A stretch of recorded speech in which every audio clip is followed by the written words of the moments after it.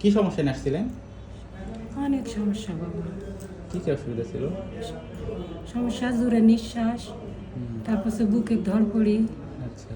তারপর সে হলো হাত পা কাঁপে, হুম, উপর থেকে নিচে উপর থেকে নিচে নামতে পারছিলাম না, নিচ থেকে উপরে উঠতে পারছিলাম না। এখন সুস্থ হয়ে আছে। আচ্ছা আচ্ছা। তাহলে বুক ধড়ফড় ছিল, হ্যাঁ, বুঝতে আর ঘন পারছি। ঘন শ্বাস নিতেন, হ্যাঁ, শ্বাসকষ্ট ছিল। আচ্ছা, তাহলে গত সপ্তাহে আসছিলেন তাই না? হ্যাঁ, তো এক সপ্তাহ ওষুধ খেয়ে এখন কতটা সুস্থ মনে হচ্ছে, কেমন মনে হচ্ছে? অনেকই সুস্থ মনে হচ্ছে, হয় না? অনেকটা ভালো আছে। হ্যাঁ, অনেকটাই। আগের সপ্তাহে তো খুবই নার্ভাস হয়ে গেছিলাম। খুবই নার্ভাস, হ্যাঁ, ভয় লাগছিল কিনা ভয় ভেবে? লাগছিল, আর তো উঠে দাঁড়ানোর মতো শক্তি ছিল না। আচ্ছা আচ্ছা। হুম, হুম, ঠিক আছে।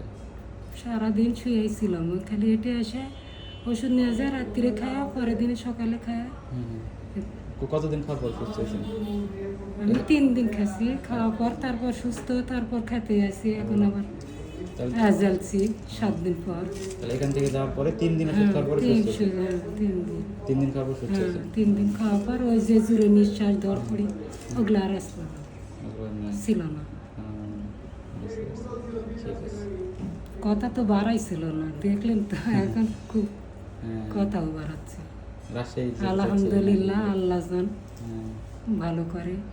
আমি ভাবতেছিলাম যে রাজশাহী যাওয়া লাগবে মনে হয়। হ্যাঁ, রাজশাহী যা, ভয় তো লাগিয়েছিল যে রাজশাহী যাওয়া লাগবে না, কোনোটা যাওয়া লাগবে না, কি হবে। তা আল্লাহ রহমতে তোমার কাছে আল্লাহ সারালো।